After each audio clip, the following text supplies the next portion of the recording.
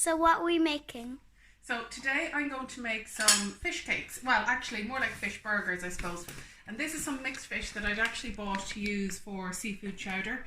And then the weather was actually really warm the other day, so I decided to not go with the chowder in the end.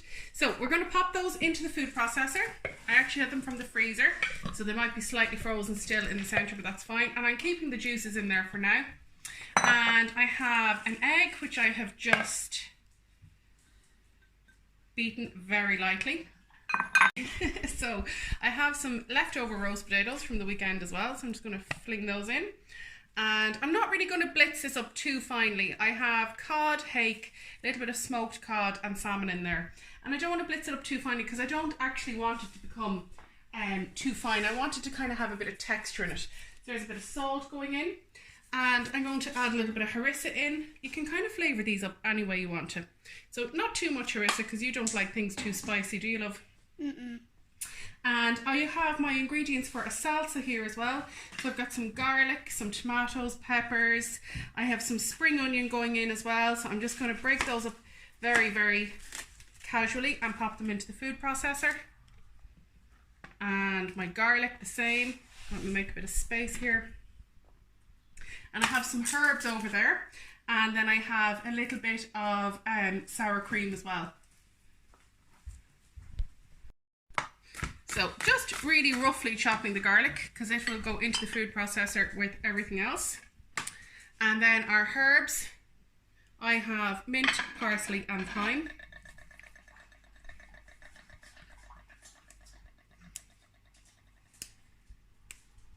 Would you use any more herbs than parsley and thyme? Yeah, you could use coriander, you could use a little bit of basil would be lovely as well. Like you could do loads of different flavour ways with the fish cakes or the fish burgers in general. I'm just going with this mixture because it was what I fancied and it's also what I happen to have in my fridge at the moment because of what because obviously COVID-19 is going on. I'm just trying to make do with what I have as much as possible and not go to the shops too often. So let's blitz up. Any little sort of soft herbs that you want. I've got some flat leaf parsley here which goes really nicely with the harissa, so we're just going to grab that. And then what's also quite nice in here, and I don't have that much of it, is thyme. And then in another part of the garden I have some mint, so we should go and get some of those as well. So parsley and thyme at the moment. And then I also have a little bit of mint as well. Actually there was a hare eating this mint this morning, so I better give it a wash first.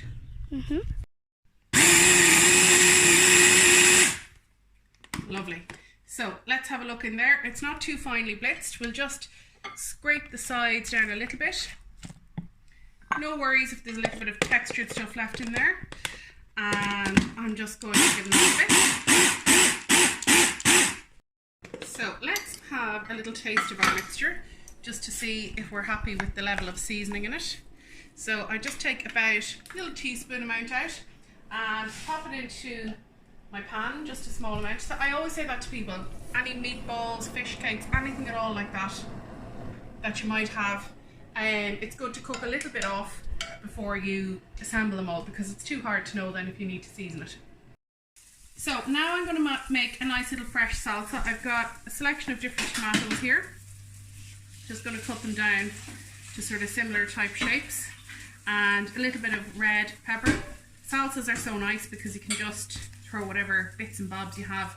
And what I often do with these, I've often set up my classes, is the next day if you have a bit of extra left over, you can blitz it down with a stick blender or in a, like in a NutriBullet or something like that, and you can just drizzle it over things then, because the texture doesn't stay as nice the next day when you're cutting tomatoes like this. But I kind of want these to be like a vegetable accompaniment to the dinner, so that's why I'm actually doing it this way, in chunks rather than super fine kind of pieces. So a little bit of red and yellow pepper.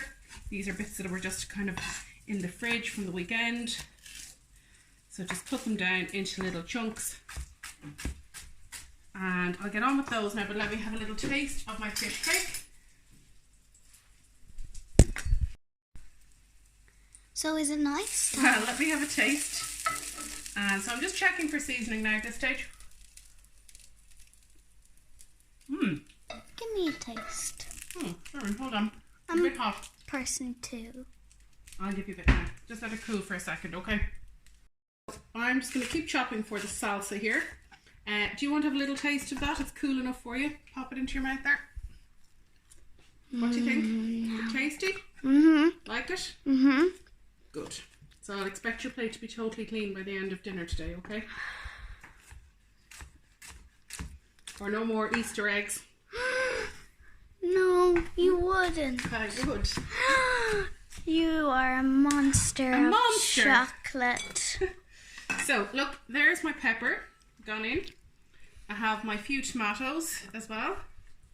And to finish that off, I'm going to add some nice extra virgin olive oil. There we go. A little bit of, I actually have sherry vinegar in here. Can I have some more crab cake? We'll be having it after when we're having dinner. So, a little bit of sherry vinegar here. Red wine vinegar will be fine. White wine vinegar, cider vinegar, look, whatever you have. I just happen to have it here beside me. Let's see the bottle. And that's sherry vinegar. And then I'm going to pop a nice pinch of salt in there, and that will be ready to go later. So over here we have our salsa, which is just going to kind of macerate, and all the flavours are going to be nice for later. It's not really a salsa, it's like a little bit of a side dish. Then we have our nice creme fraiche with our lime and garlic. And here are our burgers. And I'm going to sit them in the fridge for a few minutes, maybe half an hour, while I go and have a gin and tonic in the garden. So, I'm just popping the little fish burgers or fish cakes, whatever you want to call them, onto the pan. And as you can see, the pan is really good and hot, which is really important because you want to give them a nice sear on the outside. You don't want the pan too cold, so you want to hear a sizzle. And also, just take your time about placing them around so that the pan doesn't just drop in temperature. And I used some rapeseed oil, and I used this little brush to make sure that the pan was totally covered in the rapeseed oil. And we're going to come back to it in just... So, we're just going to have a look and see if these are nice and golden brown underneath. Yes, they are. So I'm going to flip them over. And I'm actually going to turn the heat down on my pan now.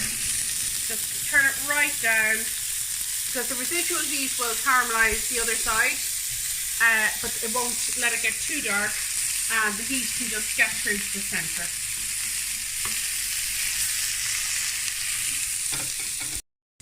So as you can see, the fish burgers are really nice and kind of golden brown on the outside, and I have been just kind of cooking them on the sides as well, just to make sure the sides are nice and hot.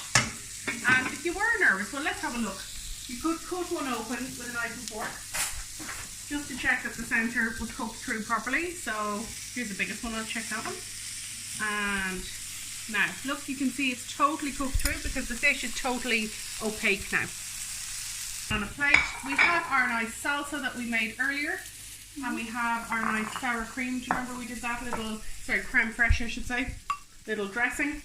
And actually over here, I have a little bit of rice salad. This is leftover saffron rice that I made for dinner the other night, and I just made it into a salad earlier today for lunch. So I'm just going to pop a little bit of that onto the plate. And then I have one of my nice fish burgers and some of our nice dressing. And there we go. Finish up with a topping of the salsa.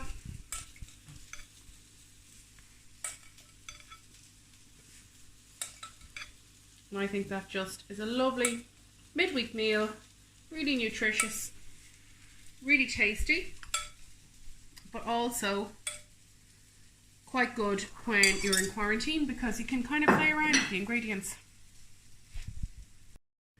And a final little freshness of my limey, garlicky creme fraiche, just to finish the dish off nicely.